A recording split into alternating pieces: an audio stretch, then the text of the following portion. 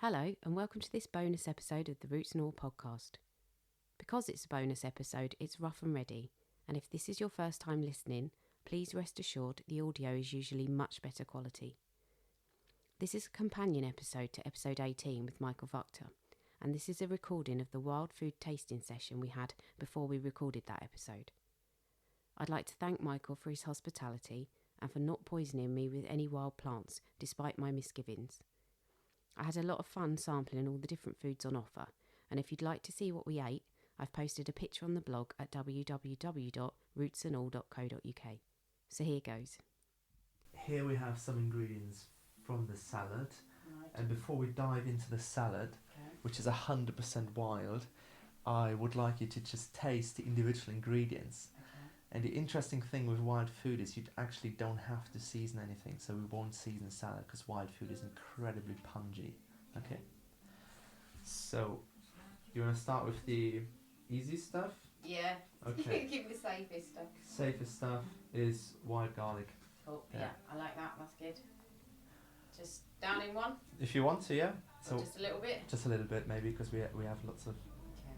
So wild garlic gives you strength. It gives you appetite as well. I love wild garlic. And it cleans your stomach, yeah. And then try. So this is more unusual here. This is the new shoot from the brambles, okay? And this is a very some foraging moments are ephemeral and some are there for a long time, but this is a very ephemeral moment. If you try it, for me it's a bit like, you can eat it raw. For me it's a bit like apple and strawberry together. It takes a while to come. Like now, for me it comes. On the back of my tongue. I'm not getting that at all. No. Keep chewing. No, it is like something, but I can't put my finger on it. Apple and strawberry? No. No. No. It's very bitter. Okay. Bitter is good. Right. Bitter is a taste that we selected out of our food, but apparently it's really healthy for us. Okay. Full of phytonutrients. Okay? It can, if you want a glass of water, because we're eating raw leaves, so they can be a bit in your throat, can be a bit itchy. This is one that I don't really like, but see how it goes for you. This is rock samphire. Oh, okay. And it's really nice put into the fish when you cook the fish over the fire. It's very succulenty. It's very pungent. And rock samphire is an indicator that wherever it grows, there is no water. The tide's never reaching the rock samphire, so you will be safe if you are camping there, for example. Oh, I like that. You do? Yeah. Okay, interesting. But I like salt, so. Oh, I see. Okay, try this. And this is gonna be incredibly spicy. Okay. That is some sort of brassica, isn't it? Yeah. That's a mustard. Your face, you're just waiting for me to bite into it. I had one in the forest today, and it was really. It's got a kick.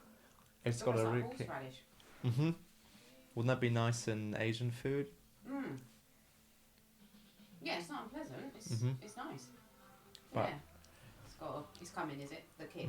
It is, isn't it? All right. I know what that is. Spend many a time weeding that out. This is the plant with the quickest life cycle in Europe. From seed to seed, 6 to 8 weeks. They use this in experiments because of that reason, don't they? Oh, really? Yeah. Oh, I didn't know. I've never eaten this, but I've battled with it many a time. So what is this? Yeah, this is hairy bittercress, and it's a sign of disturbed ground. But it is slightly peppery, like a cress. Yeah. And I think it's really pleasant in a salad. That's nice, actually. It has a real crunch to it, like lettuce has as well. Okay. This one is chickweed. Yeah. Probably know that from the allotment as well. I've read a lot about this. Super nutritious. Is it? And it has also a real crunch to it, like spinach has. Whole thing? Yeah.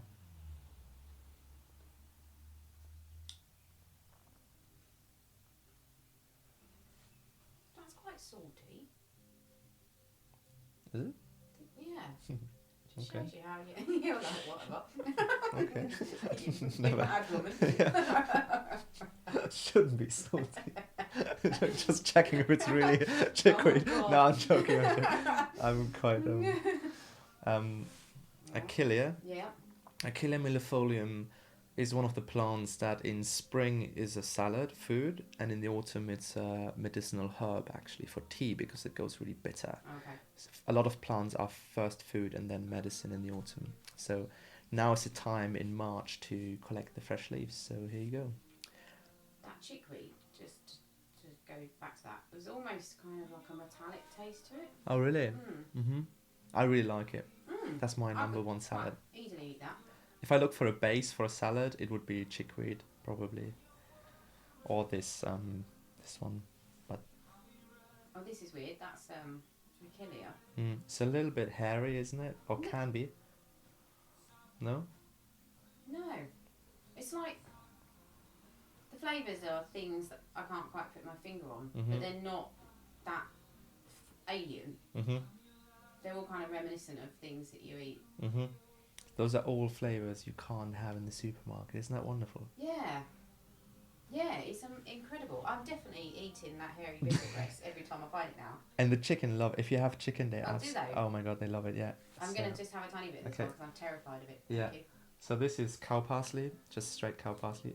With umbels, we need to be really careful. I normally stay away from mushrooms and umbels just because there's such an abundance of other plants. I collected that from Dixter, so I know for sure this is the right thing. And I had some yesterday when I'm still alive. You're only eating a tiny bit. It's nice. I think it's very carroty. It's like parsley, isn't it? Yeah. But Yeah. I mean, in a way, you can. I know the leaf of cow parsley, but there is the water dropwort, which I think looks very different, but it can grow in a similar environment, and that's the most poisonous plant I know in Europe. Yeah, well, actually, on a previous episode, I was speaking to Liz Dauncey, who wrote a book on poisonous plants. Oh, did she? And we talked about that, and one of my customers actually ate some. Oh, really? It was grown in her paddock, and she said to me, "Oh, it's not parsley." And I said, "No, I know it's not parsley. I could have told you that before you put it in your mouth." But she did eat it, and she was all right. The leaf. The leaf. Okay. Yeah. I mean, it's the roots, I presume. It's the roots, isn't it? Yeah. Yeah. I still wouldn't want to eat the root, the leaf. I wouldn't want to touch it. Yeah. No, thank you. Okay, so this. This is a plant came to England with the Romans called Alexander's.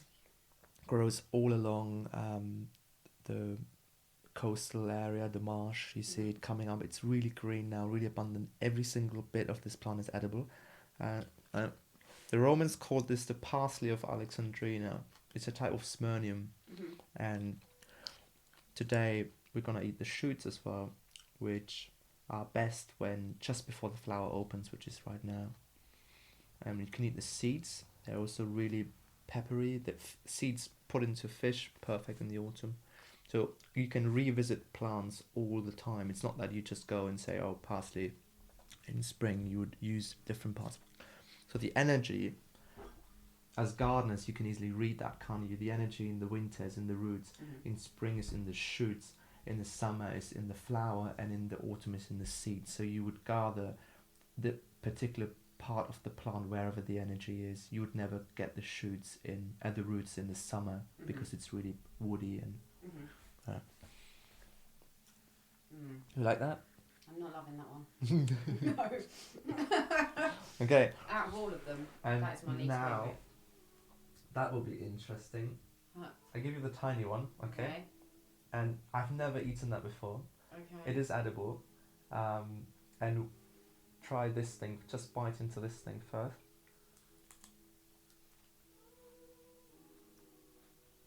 It's quite nice actually. Yeah, that is nice.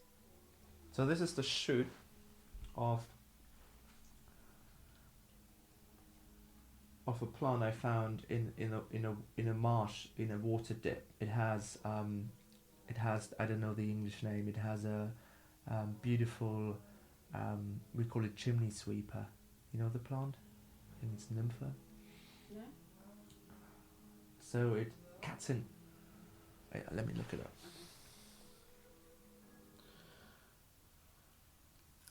And this is proper Stone Agey food. This is full of starch. That one.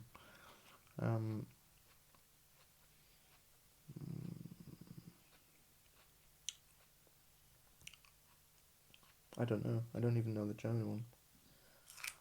But you see it with brown, now I know.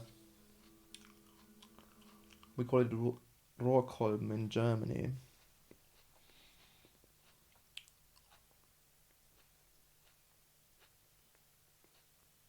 Cattail. Oh yes. Yeah.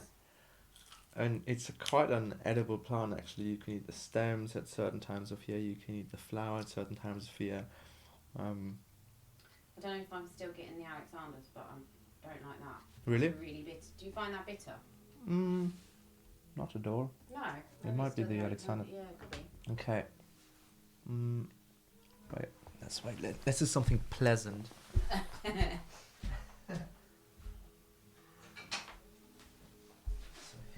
Oh, the sweet on the little tea.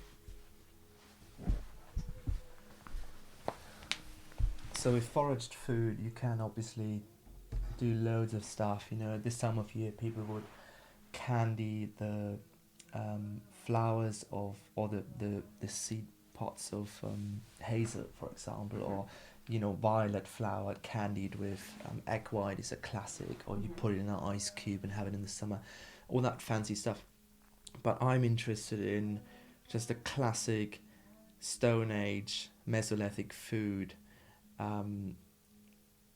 like we used to eat. I'm not so much interested in making a cake, you know, with violets on top or something like that, which is also interesting, obviously. But so all the stuff we taste today will be stuff that your ancestors would have had 150 generations ago. So try this. This is really pleasant. So this is just a bit of olive oil with nettles and wild garlic wilted, and it brings out the nutty flavour of the nettle and the garlicky flavour. It's nice, isn't it? That's lovely. That's like something you'd eat in Thailand or something like that. Mm-hmm. Wow. And this is super nutritious and super healthy. It's really just wilted. That is really lovely. It's nice, isn't it? Yeah. I used to, when I did the charcoal, I used to on the charcoal kiln have a bread with cheese and this nettle and wild garlic, and the cheese would slowly run down onto my bread with the garlic and nettle wilted together, and I just had that as my dinner when I made charcoal. It's so nice. Yeah. God, yeah, that's really good. And I have this at the beach a lot when I go fishing. Just sit there and have the wild garlic and the nettle. If you got that in a restaurant, you'd be well pleased. Could be a nice starter, couldn't it? Yeah. Or you know what it would work well on? A burger. Oh yeah. Ooh. I'm a little bit terrified about the fact you've got your activated charcoal to hand. Oh, I see. No, that was just to show you, actually. Not in case we need it. Activated charcoal is basically just from a yew tree. So they would use Taxus as the source. The reason is that it crumbles really nicely. So they crumble it up into fine dust and they put it together as pills.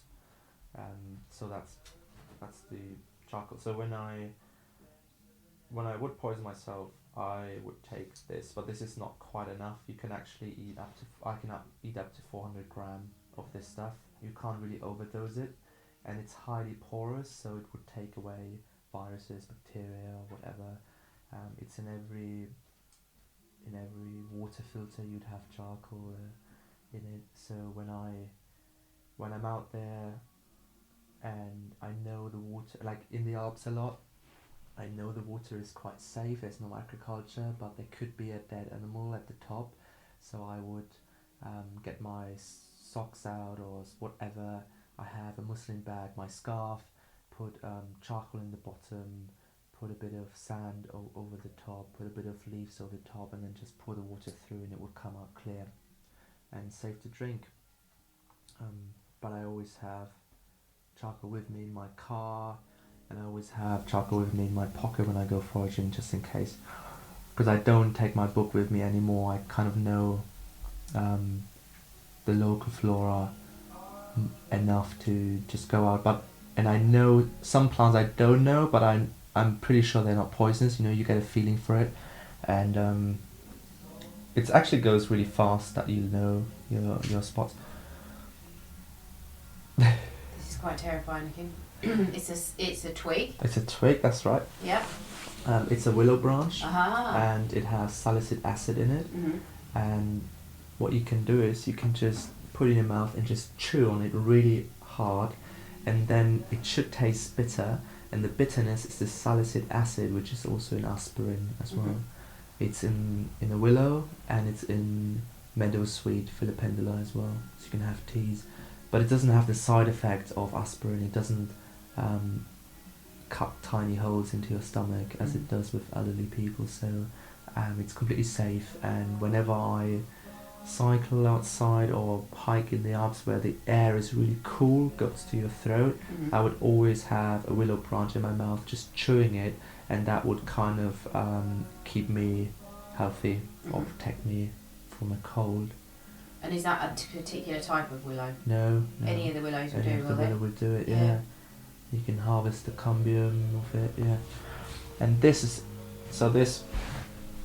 according to Gordon Hillman, who works for the University of London together with Ray Mears for Neolithic food, this plant here was one of the keystones for colonizing ancient Britain. Okay, it's the Crambe maritima sea kale. So what I did here is I just split a bit of a flintstone off this piece there, which I collected at the Seven Sisters. And then what you do, so this is sharper than steel normally. I used it quite a lot. So in the old days they would just cut a bit of flint off, use it and then discard it. They would never take flint with them, and then you just use another piece of flint and discard it. So tools are very ephemeral. And what you just do is you just scrape off the bark. And the smaller roots are much nicer than the bigger roots because they're obviously younger, those roots. You can take this off and then take that off there. Right, here you are. Thank you. And when you bite into it, you will taste it. It's full of starch, and when you slowly chew it, you might be able to taste the sugar as well. And if it's too stringy in the center, you just nibble the outside, which is the youngest part of it, like you would nibble spare ribs or something. Is it nice? It's okay? Yeah. Yeah, it's not bad that. Yeah. It's So is that how they would have eaten it, raw, like that?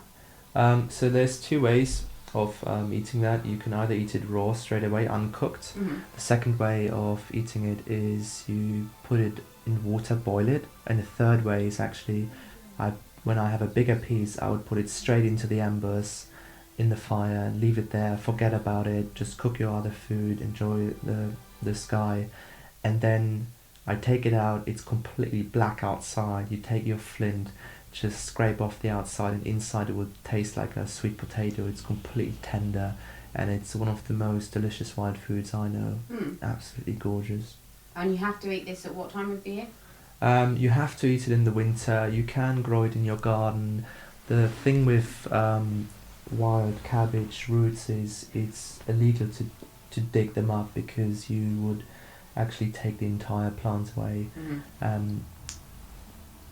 So I have it actually growing in the allotment. It won't show yet, but if I dig it up there, I always break up the young bits and then put it back. So I actually just propagate it in a way, because this is a plant that grows only in shingle and it's so easily over foraged. That's one of those, but absolutely delicious. You can eat the shoots in the spring. You can blanch them just like rhubarb, You can eat the seeds for about 2 weeks in the year. You can eat the flowers. So this is a plant that's abundant, and it's one of those rare plants. So imagine this, to make a meal of bitter cress is quite a challenge, isn't it? You have to gather a lot. Or imagine making a meal out of dandelion leaves. You probably spend way more calories than you actually get back. Yeah. And this is one of the foods that gives you much more calories back than you actually need to dig it up. Thanks for listening. I hope you enjoyed this bonus episode, and thanks again to Michael.